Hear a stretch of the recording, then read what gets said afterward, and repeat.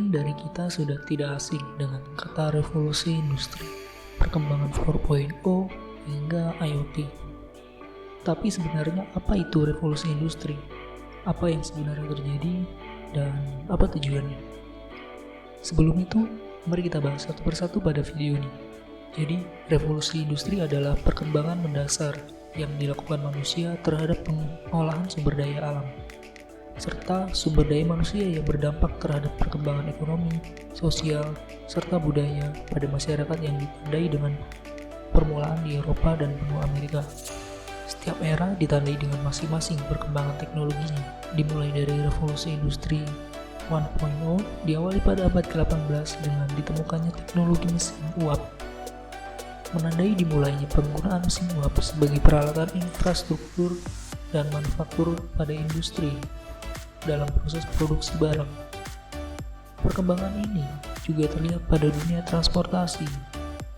Kapal layar sebagai transportasi internasional pada masa itu menjadi satu-satunya kendaraan untuk melakukan perjalanan jauh. Dengan ditemukannya mesin uap oleh James Watt telah menginspirasi penemuan kapal uap atau steamship sebagai pengganti kapal layar. Kapal uap pertama kali ditemukan oleh John Fritz pada 1787 dan disempurnakan lagi oleh Robert Fulton pada 1802. Pada era ini, ekspedisi dan kolonialisasi terjadi semakin besar-besaran yang dilakukan bangsa Eropa terhadap wilayah Afrika dan Asia. Selanjutnya mulailah abad ke-20 dimulainya dengan ditemukannya tenaga listrik. Menjadi awal ditandainya revolusi industri 2.0, manajemen industri dan manufaktur semakin berkembang pesat. Produksi massal terjadi di berbagai jenis industri. Sistem produksi yang semula dikerjakan dengan tenaga manusia dan hewan telah tergantikan dengan mesin uap, kemudian digantikan lagi dengan mesin listrik.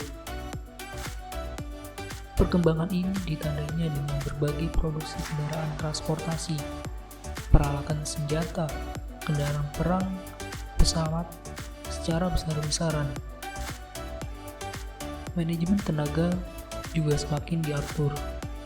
Dengan sistem pekerjaan spesialisasi, pekerja dituntut untuk ahli dalam pekerjaan tertentu saja, sehingga kapasitas produktivitas semakin tinggi. Pada era revolusi industri 2.0 ini, ditemukannya conveyor belt menjadi sebuah inovasi dalam dunia industri dalam mempermudah serta meningkatkan kapasitas produksi.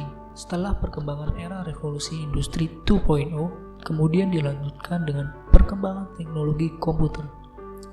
Revolusi industri 3.0 menandai awal dimulainya dunia digital yang kita kenal saat ini. Perkembangan teknologi informasi, komputerisasi berdampak pada berbagai jenis aspek sosial budaya.